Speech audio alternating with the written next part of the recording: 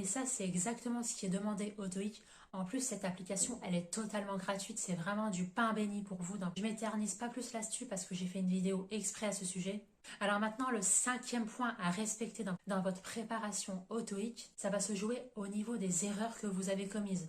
J'y ai parlé brièvement en début de vidéo, mais après chaque test ou exercice que vous allez faire, vous allez prendre le temps nécessaire d'analyser les erreurs que vous avez faites. Pourquoi vous avez fait cette erreur?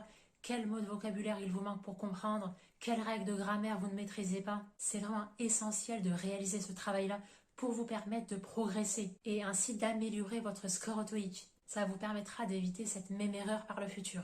Aussi, si on revient avec la Bible officielle du test TOEIC, c'est qu'en plus de ces corrections, vous avez les explications en français. Donc ça peut vous aider vraiment pas à pas parce que vous êtes tout seul face à vos révisions. Donc vraiment ce livre, c'est un allié indispensable à avoir à vos côtés pendant votre préparation TOEIC. Alors maintenant, le 6e point à avoir en tête, à ne pas négliger, j'y reviens là-dessus, c'est le vocabulaire et la grammaire.